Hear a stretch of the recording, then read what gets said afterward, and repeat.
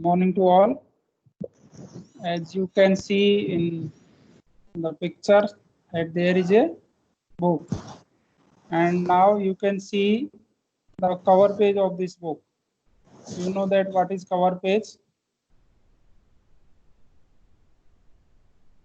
Where the title and author name, the front cover means that the cover page is consist of. This can be hardback means hardbound, or soft means paperback. This cover helps protect the book. So we can see that the first page of the book, when we took a book, then first thing that can see, this is a cover page. हम कभी किसी book को उठाते हैं, अपने हाथ में लेते हैं, तो सबसे पहले हमको जो दिखाई देता है वो होता है उसका कवर पेज। जैसा कि अभी आप देख पा रहे हैं, this is a story book and above of the all there is written Sudha Murthy, then the magic of the lost temple. Here are two parts, that Sudha Murthy is the author, यानी सुधा मूर्ति जो है वो इस book की author हैं, and the magic of the lost temple, this is the title of the book. So here are three parts that can we see: the cover page, author, and the title of the book. And the fourth thing that you can see, that there is a little girl looking surprisingly over the head.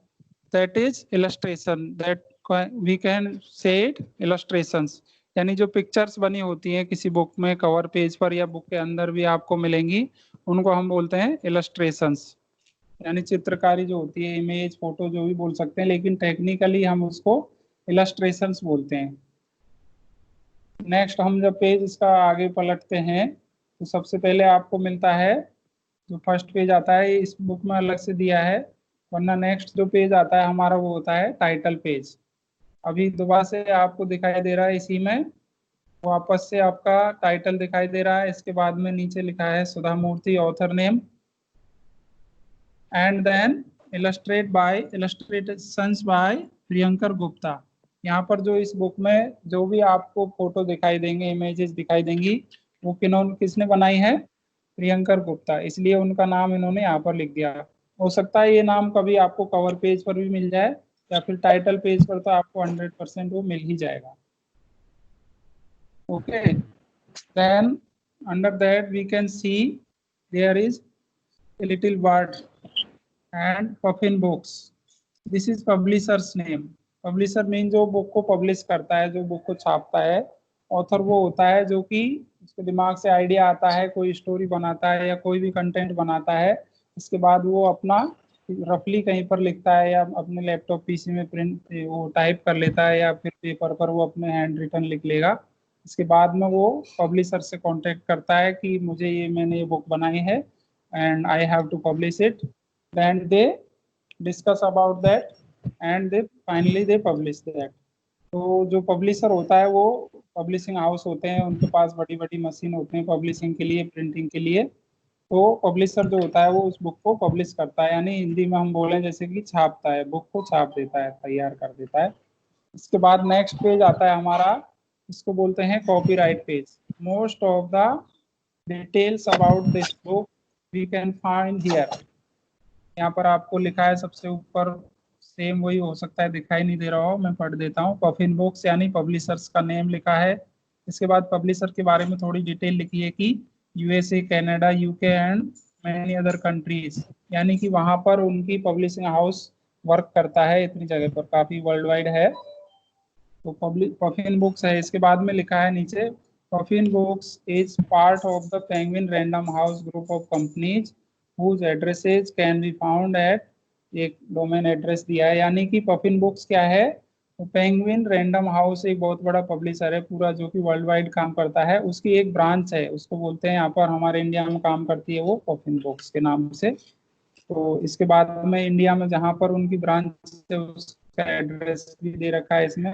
इस तरह से आपको सारी details इस book के बारे में मिल जाएंगी, आपके पास जो भी और भी बुक्स होंगी उनकी डिटेल इस कॉपीराइट पेज पर आपको मिल जाती है। तो इस पेज को हम बोलते हैं पब्लिशर्स पेज या फिर कॉपीराइट पेज। कॉपीराइट पेज इसलिए बोलेंगे क्योंकि इसमें आगे आपको कॉपीराइट से रिलेटेड भी आगे की चीजें लिखी मिल जाएंगी। जैसे कि फर्स्ट पब्लिश, इसका लिखा है first published in Puffin by Penguin Books India 2015, यानी कि सबसे पहले इंडिया में ये कब प्रकाशित की गई थी, कब पब्लिश की गई थी, 2015 में। इसके बाद टेक्स्ट कॉपीराइट का लिखा है, यानी इसमें जो टेक्स्ट है वो उसका कॉपीराइट किसके पास में है, सुधा मूर्ति के पास में। 2015 में उन्होंने इसका कॉपीराइट लिया था। अब कॉपीराइट हो सकता है कि आपके लिए एक नया वर्ड हो या फिर आप जानते हो। तो कॉपीराइट क्या होता है, जैसे ही कोई ऑथर है या कोई भी अपनी चीज बनाता है लिखित में, बुक्स के मामले में, तो हो सकता है कि जैसे मान लीजिए सुधा मूर्ति ने और पफिन बुक्स ने मिलकर इस बुक को पब्लिश किया, लेकिन जैसे मान लीजिए हम में से किसी ने या कोई भी एनीबॉडी उसने उस बुक को पढ़ा, उसके बाद में उसको लगा कि ये अच्छी बुक है, लेकिन मैं अपने नाम से चला देता हूँ, चलिए इस बुक को, बहुत सारे लोग होते हैं ना कॉपीराइट का जो उल्लंघन कर देते हैं एक तरह से, तो वो क्या करते हैं अपने नाम से भी उस बुक को पब्लिश कर सकते हैं। वो दूसरे पब्लिशर के पास ले जाएगा और कुछ उसमें अपनी तरफ से कुछ लगाकर, जैसे कि हम बोलते हैं जैसे नमक मिर्च लगाकर, उसमें किसी भी स्टोरी में थोड़ा सा फेरबदल करके और अच्छे अच्छे कवर पेज बना देगा, अच्छे इलस्ट्रेशंस बना देगा और उसी स्टोरी को यूज करके वो लोग यूज कर सकते हैं। तो उसके लिए क्या करता है, जो मेन ऑथर होता है जिसके दिमाग में फर्स्ट आइडिया आता है और अपनी बुक को पब्लिशर से मिलके वो पब्लिश करवाते हैं, तो वो क्या करते हैं, सबसे पहले कॉपीराइट करवा लेते हैं अपना, जो पेटेंट अपना ऑफिस होता है, एक गवर्नमेंट ऑफिस होते हैं पेटेंट के लिए, तो कॉपीराइट करवा लेते हैं। वहां पर जाके अपनी स्टोरी देते हैं उनको, इसके बाद में वो बोलते हैं कि ये फर्स्ट टाइम हम इसको रेडी कर रहे हैं तो इसका हमारे लिए कॉपीराइट कर दीजिए। इसके बाद में कॉपीराइट 1 महीने का टाइम लगता है। जो ऑफिस होते हैं, जो वर्कर्स होते हैं कर्मचारी, वो उसकी जांच करते हैं, जैसे ऑनलाइन या फिर इंडिया में सब जगह वो छानबीन कर लेते हैं कि कोई आया है कॉपीराइट लेने, तो ऐसा तो नहीं है कि दूसरे का कुछ आइडिया हो। जो उनको मालूम चलता है कि ये फर्स्ट आइडिया है इनका, उनको कॉपीराइट मिल जाता है। इसके बाद कोई उसको कॉपी नहीं कर सकता है। कॉपीराइट यानी कॉपी और उसका राइट, यानी कॉपी का अधिकार केवल उन्हीं के पास में है, किसी और दूसरे के पास नहीं है। इसके बाद इसमें नेक्स्ट है इलस्ट्रेशन कॉपीराइट, यानी इलस्ट्रेशन जो पिक्चर बनाई है उसका कॉपीराइट किसके पास में है, जो इसका इलस्ट्रेटर है प्रियंकर गुप्ता, उनका भी 2015 में उन्होंने इसका कॉपीराइट लिया था। इसके बाद में बहुत सारी डिटेल्स मिल जाएंगे आपको, जैसे ISBN नंबर लिखा है नीचे, यानी कि ISBN क्या होता है, इंटरनेशनल स्टैंडर्ड बुक नंबर, यानी कि जब इन्होंने इसको बुक को पब्लिश करवाया तो इसके बाद में कहाँ जाती है इनकी बुक, इंडिया में हमारे पास इसको स्टैंडर्ड बुक नंबर कौन प्रोवाइड करता है, राजा राम मोहन राय लाइब्रेरी फाउंडेशन है, जिसकी जो मेन ब्रांच है, केवल एक ही ब्रांच है उनकी कोलकाता में।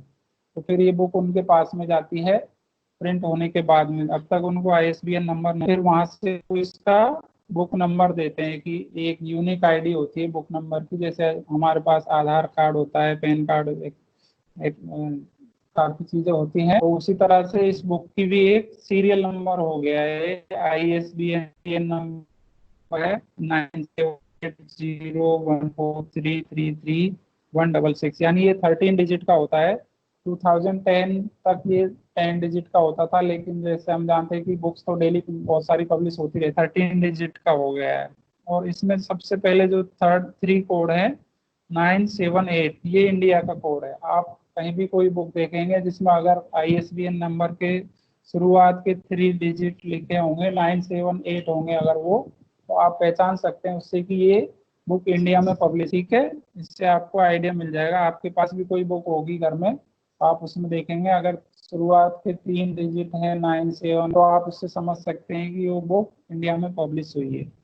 इसके अलावा ISBN नंबर को आप मान लीजिए गूगल पर सर्च करते हैं, तो जैसे आप ISBN इसके बाद इस कोड को डालेंगे तो आपको गूगल पर इस बुक की सारी डिटेल वहां पर मिल जाएगी, जो भी इस पेज पर लिखी है, जैसे कि कौन इस बुक का ऑथर है, कौन पब्लिशर है। इसके अलावा इस बुक का एक शॉर्ट रिव्यू भी आपको मिल सकता है। रिव्यू तो आप जानते हैं कि बुक की जो शॉर्ट समरी होती है उसको हम बुक रिव्यू बोलते हैं, जो आप लोग पहले से भी लिखते आए हैं। तो ये सारी डिटेल्स इस पर आपको मिल जाएंगी। इसके बाद में हम नेक्स्ट चलते हैं, तो आता है हमारा कंटेंट्स फेज, यानी ये भी एक बुक का एक पार्ट है हमारी इस बुक के मान लीजिए आप ये सोचेंगे कि पार्ट तो केवल एक ये बुक है, केवल इसी को, इसके क्या है, दो एक पार्ट होते हैं, लेकिन जो रिटर्न में होते हैं टेक्सचुअल, उनको भी हम अलग से पार्ट्स बोलते हैं। अब आता है हमारा नेक्स्ट कंटेंट पेज। ये भी एक पार्ट है, इसमें आपको जानते हैं आपकी भी बुक होती है, आप जो पढ़ते हैं टेक्स्ट बुक क्लास की, उनमें भी कंटेंट्स पेज होता है, तो इससे तो आप बहुत अच्छे से परिचित हैं, फेमिलियर हैं। तो इसमें जो भी अपना कंटेंट होगा, जैसे आपके चैप्टर होते हैं, इसमें ये स्टोरी बुक है इसलिए स्टोरीज हैं। तो फर्स्ट स्टोरी है द फैमिली, और नेक्स्ट उसके सामने ही लिखा है पेज नंबर, लिखा रहता है कि पेज नंबर 1 से द फैमिली जो स्टोरी है वो स्टार्ट होती है।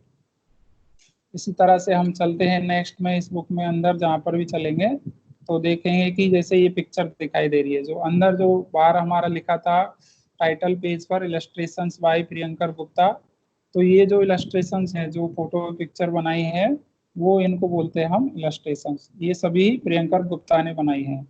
और कई बार क्या होता है कि जैसे आपको किसी बुक में मिलेगा कि कहीं पर भी आपको इलस्ट्रेटर का नाम नहीं मिलेगा, तो उसमें आप ऑटोमेटिकली अंडरस्टैंड करना है हमको कि जो ऑथर है, ऑथर का जो नेम है वही उसका इलस्ट्रेटर भी है, यानी जो ऑथर है उसी ने उसके पिक्चर्स भी बनाए हैं बुक के लिए। और कई बार ऐसा होता है कि आपको ऑथर नेम भी नहीं मिलेगा, इलस्ट्रेटर नेम भी नहीं मिलेगा, तो वहां पर क्या होगा, जो पब्लिशर होता है वही उसका मेन ऑथर भी हम उसको मान सकते हैं। क्योंकि जैसे आपकी छोटी स्टोरी बुक्स आती है ना, हमारी लाइब्रेरी में भी उपलब्ध है बहुत सारी बुक्स, तो उनमें आपको कईयों में कोई भी ऑथर नहीं मिलेगा, तो उसका क्या है कि जो पब्लिशर होता है वो अलग अलग कई ऑथर्स से वो कंपाइल कर लेता है, उनसे कलेक्ट कर लेते हैं छोटी छोटी स्टोरी, या फिर उनके कोई भी कर्मचारी होते हैं, जैसे हम लोग भी, मान लीजिए आप कोई स्टोरी आपके दिमाग में आई, आपने पब्लिश होने के लिए भेज दी, तो 15-20 स्टोरीज होती हैं, तो हो सकता है आपका नाम, आपके बीच में ऐसा कॉन्ट्रैक्ट करेंगे कि वो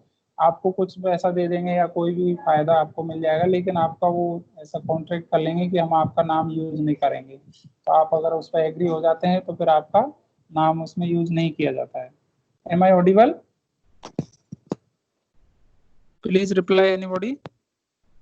अगर आपको बीच में मेरी आवाज नहीं आती है तो आप बोल दिया करें, है ना।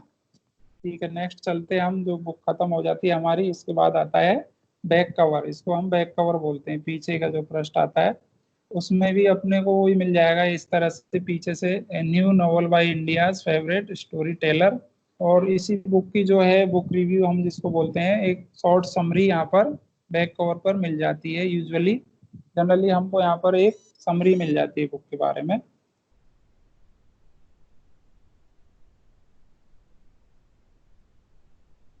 है जो आपकी, इनको हम बोलते हैं बार कोड।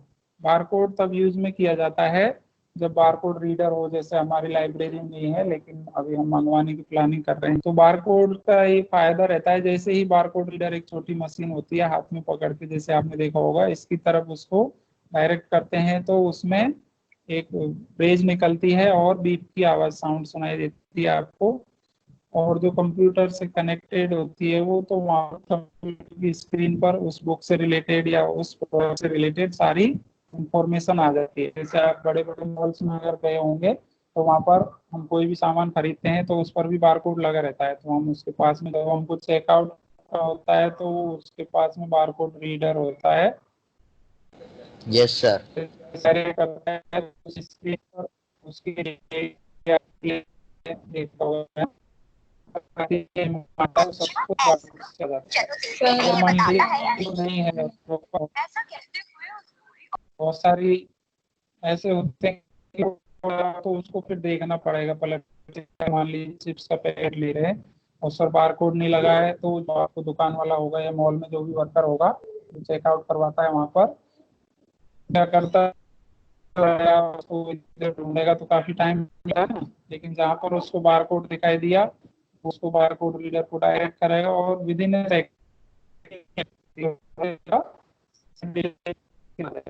तो ये स्पीडली काम करने के लिए बहुत अच्छा होता है, बहुत जरूरी होता है। ऐसे ही बुक्स पर ये लगा है इस तरह से। अब जैसे मान लीजिए हमारी लाइब्रेरी में हम कहेंगे बुक्स पर, इस पर कहीं भी उसको जैसे कवर पेज पर, ये कवर पेज पर चिपका देंगे बार प्रिंट करके, और जब जैसे ही आप लगते हैं तो तो वहाँ पर जैसे मैं डायरेक्ट करूँगा तो ऑटोमेटिक सारी डिटेल उसमें हमको इसका एसएसएन नंबर जो होता है, यानी कि सीरियल नंबर जो होता है बुक का लाइब्रेरी में यूनिक, वो भी नहीं देखना पड़ेगा, तो सारी डिटेल उसमें आ जाती है। ये हो गया हमारा बार कोड।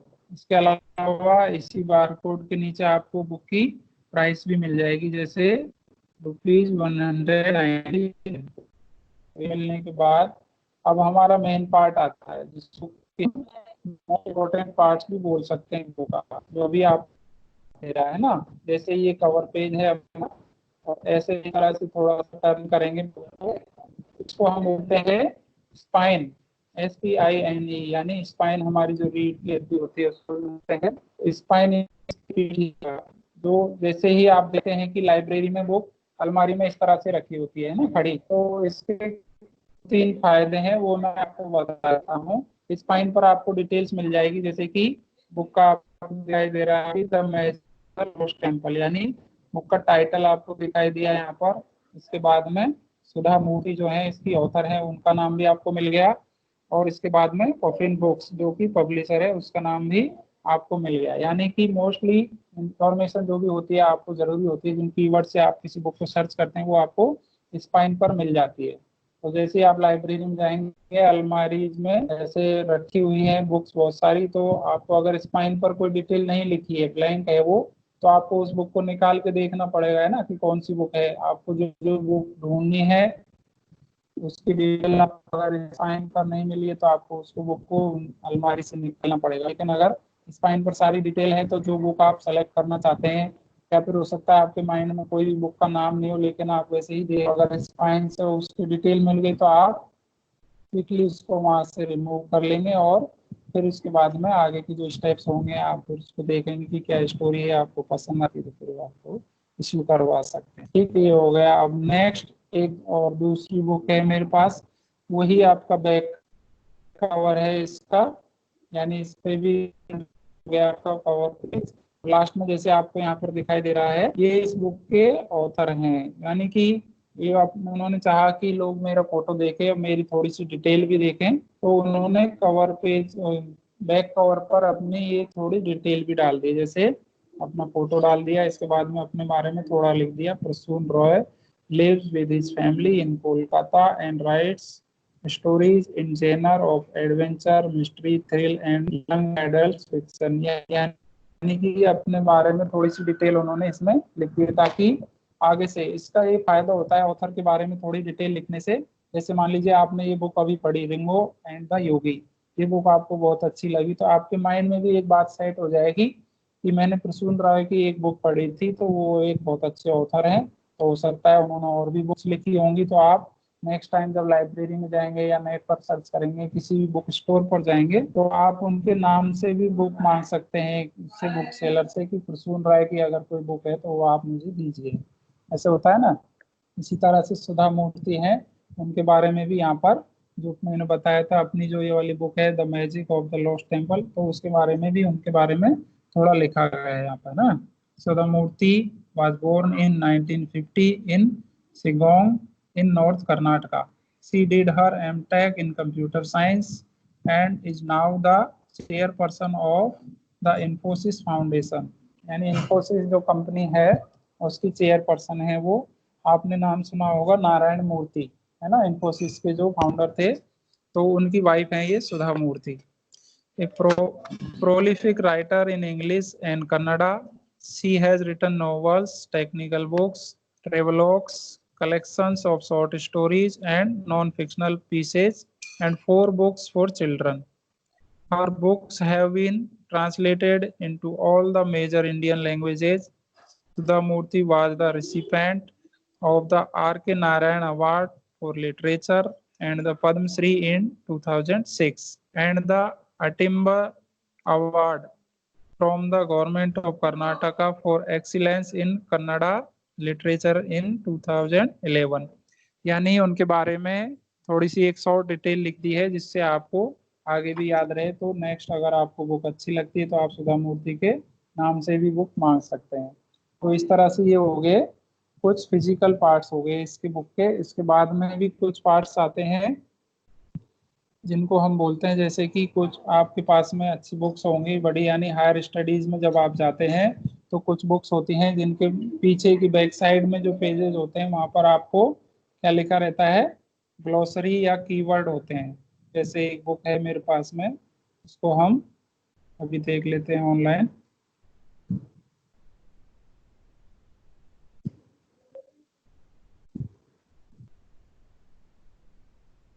सर आप फोन की स्क्रीन शेयर कर लीजिए।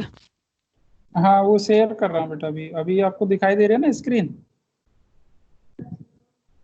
Yes sir. Yes sir.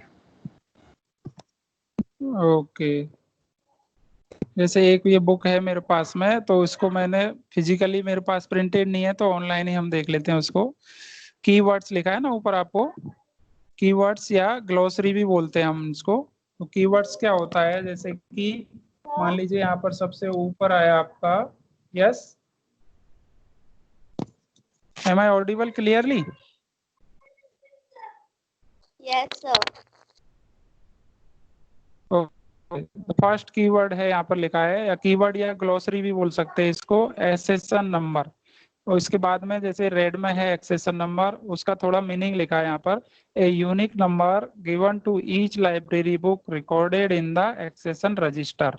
यानी कि लाइब्रेरी में कोई भी बुक्स होती है, प्रत्येक बुक को एक यूनिक नंबर दे दिया जाता है। जैसे आपने बहुत सारी बुक्स आपने इश्यू कराई होंगी, इसके बाद बारे में तो आप अच्छी तरह से, तो एक्सेशन नंबर होता है वो जो नंबर लिखा रहता है ना, किसी पे 1 लिखा है, किसी पे 500 लिखा है, तो वो एक्सेशन नंबर होता है। इसके बाद है accession register, a record of books in the order that the library received them. यानी एक्सेशन रजिस्टर जो मेरे पास है, तो बुक्स जो आती है मेरे पास में खरीद कर हम लाते हैं, तो उसको सबसे पहला हमारा काम होता है एक्सेशनिंग का, यानी उस बुक को एक रजिस्टर में एंट्री कर देते हैं, इसके बाद उसमें एक्सेशन नंबर लिख देते हैं। इसी तरह से बहुत सारे आते हैं, जैसे कि ऑथर के बारे में इन्होंने लिखा है, a person who has written a book और एन आर्टिकल। यानी ऑथर कौन होता है, जो कि कोई बुक लिखता है या कोई आर्टिकल लिखता है। तो ये सभी जो मीनिंग्स होती हैं इनको हम बोलते हैं कीवर्ड या फिर ग्लोसरी। मोस्टली जो हायर एजुकेशन की बुक होती हैं या स्पेशल कुछ बुक्स होती है उन्हीं में आपको मिलता है, जैसे आपकी टेक्स्ट बुक्स में ये आपको शायद नहीं मिलेगा। तो इसका ये फायदा होता है कि कोई भी आपके लिए, मान लीजिए फर्स्ट टाइम कोई टफ वर्ड आपने पेश किया या कोई न्यू वर्ड आया, जैसे न्यू वर्ड आते हैं ना आपके बुक्स में तो रहते हैं न्यू वर्ड, तो वही एक ग्लोसरी है। तो उसी तरह से इसको जो बुक्स होती हैं मोस्टली उनमें बैक साइड के 4-5 पेजेज में सबको वहां पर राइट डाउन कर देते हैं। ओके, इसके बाद में आता है एक हमारा इंडेक्स। यानी कि इंडेक्स आप हो सकता है कंटेंट पेज को भी समझते हो, जो सी आपकी बुक्स आती हैं उनमें, लेकिन इंडेक्स मोस्टली जो हायर एजुकेशन की या स्पेशल बुक्स होती है उनमें वो भी पीछे के बैक साइड के कुछ पेजेस पर दे देते हैं। तो इंडेक्स क्या होता है, जैसे मान लीजिए एक इसमें आगे एक वर्ड आया आपका बुक जैकेट। बुक जैकेट क्या होता है, यहाँ पर इसका मीनिंग दे रखा है, लेकिन अभी बुक जैकेट कौन कौन से पेज पर इस बुक में यूज हुआ है, उसके लिए क्या करते हैं कि लास्ट के जो पेजेस होते हैं उनमें एक वर्ड लिख दिया। जैसे एक पेज पे, कोई पेज पर बहुत सारे वर्ड लिखेंगे, तो बुक जैकेट के आगे फिर लिखा होगा कि पेज नंबर 15 या पेज नंबर 76, और बहुत सारे भी लिखे हो सकते हैं। इसका मतलब होता है कि जो एक वर्ड है बुक जैकेट, ये इस बुक में कौन कौन से पेज पर यूज किया गया है। तो आप फिर वहां पर जाकर भी उसको देख सकते हैं कि बुक जैकेट वर्ड है ये कौन से सेंटेंस में किस मीनिंग में वहां पर यूज किया गया है। तो ये दो चीजें हो गई जो कि काफी इम्पोर्टेंट है ना। इसके बाद में किसी किसी बुक में आता है आपके एक फॉरवर्ड भी आता है, FOREWARD। जैसे हम चलते हैं वापस से उसी बुक पर,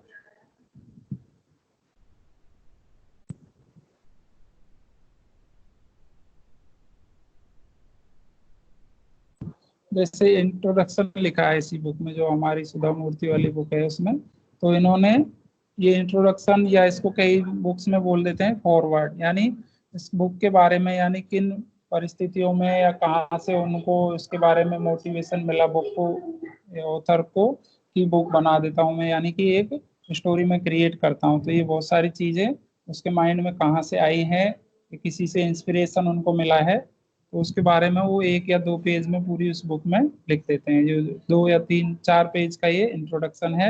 इसके बाद इसमें उन्होंने अपना नाम लिखा है सुधा मूर्ति, बेंगलोर, अक्टूबर 2015। यानी इसमें सारी डिटेल वो बता देंगे कि मुझे इस बुक को लिखने के लिए कहाँ से इंस्पिरेशन मिला और किस तरह से मैंने आइडिया उसके बाद में अपने माइंड में क्रिएट किया और फिर इस बुक को मैंने पूरी जो स्टोरी है उनको रेडी किया। ठीक है, तो ये हो गए अपने मेन पार्ट्स हो गए हैं बुक के। इसके अलावा आपको और कोई प्रॉब्लम हो इनको समझने में तो फिर आप बता सकते हैं। ओके।